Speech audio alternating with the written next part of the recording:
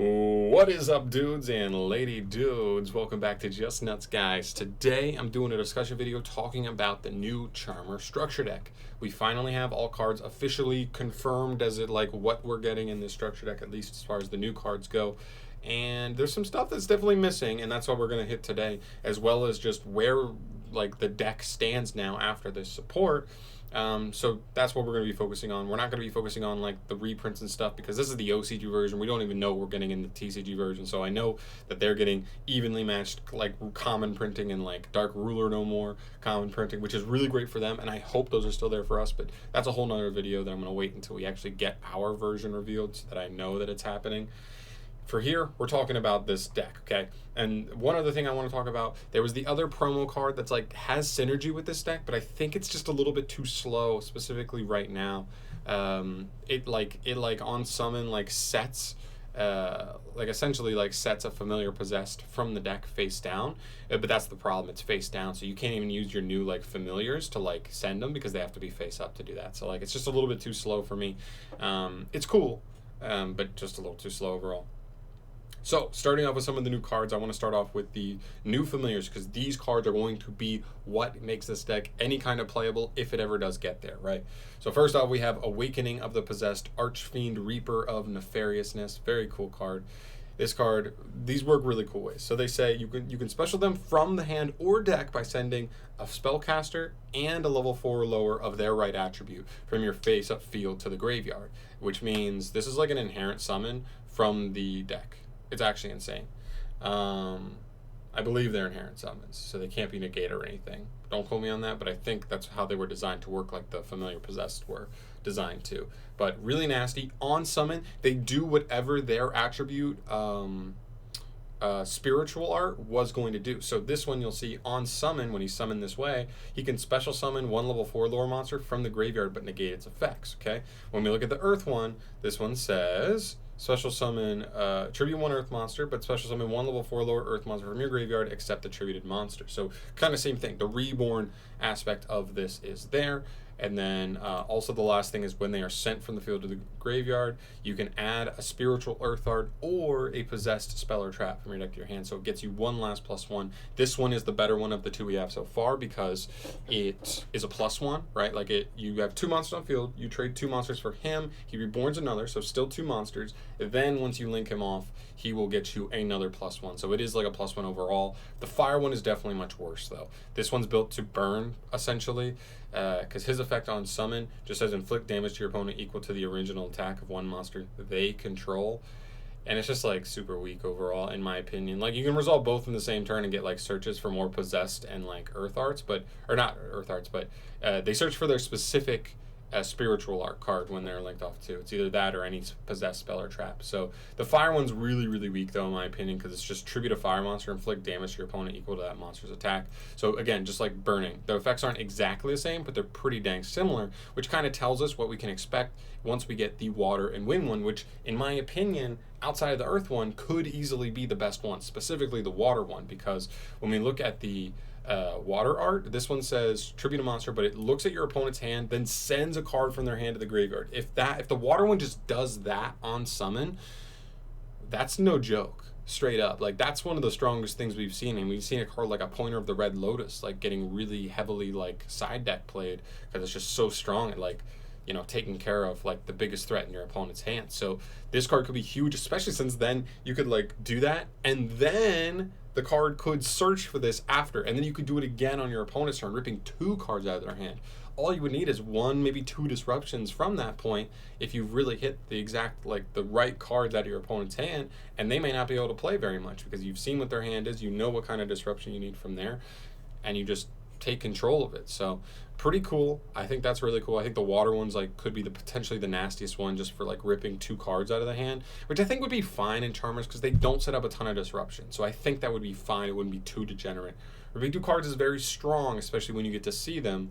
But with a deck that doesn't set up disruptions after that crazy well, I think that's not the worst thing. And then you have the wind one, which is tribute a wind, but target one card your opponent controls and place that card on the bottom of the deck. Now that is a really strong removal effect as well. Now these aren't quick effects, so you're not doing this on your opponent's turn, but it is still like a pretty strong like mid play like removal, like just middle of the game like spot removal that could be really good. And you might just want to play one of the wind one when it comes out because you might just be like, okay, let me just summon this straight from the deck and now take any card you control and just put it on the bottom of your deck. It's pretty strong removal in my opinion. It does target, but still it's pretty strong. So that's another one that's like that's pretty relevant too. But I think the water one is good. Like the one I see the most likely is that we end up playing like a water earth build. The earth one because it has the most like plus worthy play, like, you know what I mean, like you actually get a +1 off of it. This one because it's like neutral but also with a -1 of your opponent, so it's like you go neutral but your opponent's going -1, so it's like still pretty good there. Yeah, and then maybe the wind one as a tech in, but you have to be playing the right attributes in your deck. Now keep in mind, because you have to be consistently be able to put these right attributes on the field with spellcasters and then the right attribute to be able to get them out. So that's going to be the tough part in the deck. Moving on, we also have the field spell here. This card's pretty cool. It kind of helps you like with a little bit of consistency because it says during your main phase you can reveal a spellcaster in your hand, add a monster with 1500 attack, 200 defense, which is pretty much all the regular familiars or the main familiars like the extenders. So like Gigabyte is going to be really important. Ranryu, Nefarious Archfiend of Nefariousness, and Inari Fire. So you can add any of those, but it has to be the same attribute, right? Yeah. So it has to be the same attribute of the spellcaster you revealed. So that's also kind of like jank, so it doesn't let you like look for the right attribute, which is whatever. And if you do, you have to shuffle the reveal card back into the deck. That's another thing I really wish they didn't do here. Like, it's Charmers. Like, why, Konami, why are you going out of your way to like nerf Charmers like this? And I guess this card is kind of generic for any spellcaster deck. Not any spellcaster deck, but like some spellcaster decks. But like, the shuffle back means it's not a +1.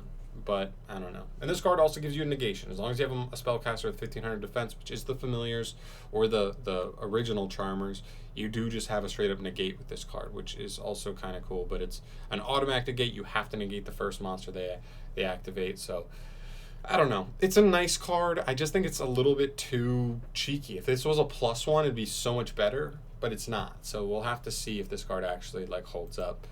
Then we have another trap. This one's actually pretty important because it does give us some kind of disruption. Because it says you can special summon a spellcaster with 1500 defense from your hand or graveyard in face-up attack or face-down defense position.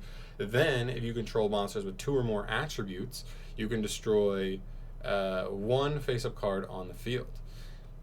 I mean, like, I'm assuming most of the time when you're activating this to reborn something, you're going to have 2 attributes on the field, ideally. So get a pop, and that's really nice because this is a possessed card, so it is searchable off of the new familiars. So you know what I mean, like go with the water one, rip a card out of their hand, and then maybe search for this, rip the most important card of their hand. That's disruption. You've set up disruption and to rip the best card out of your opponent's hand. All you need is maybe 1 or 2 other disruptions from there, and hopefully that could guide you home. But it's pretty cool. There's other stuff it does because you can also banish this from your graveyard to target a possessed continuous spell or trap engrave and place it on your field. So that's really nice recursion. Once if your opponent removes like 2 of them, or this, you use this and then maybe your opponent removes another one, you're able to just like get it back to your field, which is pretty cool. This card was the last card revealed. This one may be the most important thing in the entire deck. It says discard a card to take either 2 Charmers, either take 2 of either Charmer monsters, familiar possessed monsters, and or possessed spell or traps with different names from your deck, and add 1 of them to your hand and set the other. So the idea here is essentially it's just a search 2. You're almost always going to be searching like a familiar possessed monster with a possessed spell or trap, but I guess you also could get 2 possessed spell or traps. I'm assuming we're not going to be playing too many Charmers in like the most competitive versions of these decks, but still, that is a pretty nasty search card. Obviously, it's extremely weak to Ash Blossom, but what isn't nowadays? So it is what it is. Discard a card. We already are playing the big familiars. So if you draw them, like, great, this can just discard them. Fine. I think this is good. I think this card is great. It's a quick play also, which is, like, kind of cool. So you can, like, set stuff on your opponent's turn, potentially, which could be interesting. I don't know. I don't think it's the craziest thing, but it is a good search. Like, that play isn't the craziest thing. But it's a really nice search card because that was one of my big worries with this deck was I was starting to worry, like, we have these new familiars that are really, really good, but we have to be able to consistently get the setup for them, get the spellcaster and the right attribute on the field at the same time to be able to like do their thing. And if you can't do that, then those things are, you're not only playing bricks, but you're playing bricks that you can't even consistently get to the condition to bring out those bricks out of the deck. So you know what I mean? Like, you just got to meet in the middle there. Hopefully this can be a huge part in helping that become super consistent, and we'll have to see where we go from there. And then, like I showed you before, the spiritual arts, these aren't new, but these are giving us pretty much an outline of what we can potentially expect from the water familiar as well as the wind familiar. And I think they're good. The water one specifically, the wind one could also still be really good as just like removal, maybe as a one-of. But I'm thinking earth water might be the way you want to go, or maybe in potentially like a going second build, maybe like earth wind could be interesting. I don't know. I don't think this deck is going to be particularly good at like breaking through boards at the moment. I've only seen people trying to play this like attribute like super pure, and it doesn't look very good. Or I've seen them play the archetype like mixed with like Halki Fibrax stuff, and you just play like jet synchrons and tunings and stuff, and like it does a little more obviously with the boost of like the synchro, you know, cards, the generic good synchro stuff, but it doesn't seem to be enough by itself just yet. So hopefully, and like, listen guys, this is Charmers. Like, this is the big thing, is that like it's Charmers. We have the first two of the new familiars. We're gonna get the other two. Like, we just are. There's no, oh, but like, what if Konami just says that? That's not gonna be a thing. It just is. We got all the links. We've gotten all the other familiars over like whenever. At least for the main attributes, the fire, the light and dark ones, like whatever. Forget about them. I think Konami realized like that could be a little bit too good, just because those are too generic of attributes. But yeah, I think this could be something interesting, like a cool like rogue fun strategy that's pretty good at like ripping cards out of the hand with, you know, a water familiar. So I think the deck still needs help. When this comes out, I'm still gonna do my damnedest to make the best version of this that I can and give you guys that, but I still think we're waiting for this, specifically the water one, the wind one to a lesser degree, but maybe, who knows, maybe it'll blow us out of the water we're not expecting. But yeah, that's pretty much what I'm thinking on the structure deck. I just think it's a nice buff. It definitely is, because I keep saying this, but like, Charmers didn't do anything before. And I think some people look at this and they go like, oh, but like, they don't even do it. Like, they're not even that good. And I'm like, yeah, like, did you expect Konami to take a deck that literally before was like essentially like a vanilla stun deck, to just like take a vanilla stun deck and just say like, boom, let's throw them into tier 1. No, but like, they made them do stuff. They do things now. They search cards. They summon themselves from the deck with like, while getting you pluses with the earth one. Like, they're cool. I think they're cool, and I think they do things, which is fun. So I don't know. Like, I'm just happy that they do things now, and they're you know, a coherent deck that does plays. It has plays, which it didn't before. Their plays were normal summon a monster, maybe set an unpossessed, and like 2 other back row, and you said like, come and get it. It's terrible, right? Like, I don't know. But that's where I'm at. Guys, let me know your thoughts down below, please. I'm very curious to hear what you guys think on this structure deck. Maybe I'm off. Maybe you think I'm a little bit overhype / underhype on this structure deck. I don't think they're going to be good, but maybe since the familiars are a little bit generic, somebody could find a way to break them open, specifically the water one, just to be able to get like extra rips as part of like another deck's combos if they can set up the requirements for it. I don't know, it's a little generic, just any level 4 lower water and a spellcaster. I don't know. Let me know your thoughts down below, guys. I'm really curious to hear what you think there. And thank you so much for watching. As always, guys, subscribe to the channel if you have not yet and you want to see more discussions from your boy in the future. And I cannot wait to build this deck. Seriously. I hope the reprints, like we talked about at the beginning of the video, even though it's not, I hope that's there to make the structure like even more worth. But I'll buy it nonetheless, because I really want these cards. I also want the alt arts and the tokens, because I'm a weirdo. Thank you so much for watching, guys. I'll see you in the next one. Peace.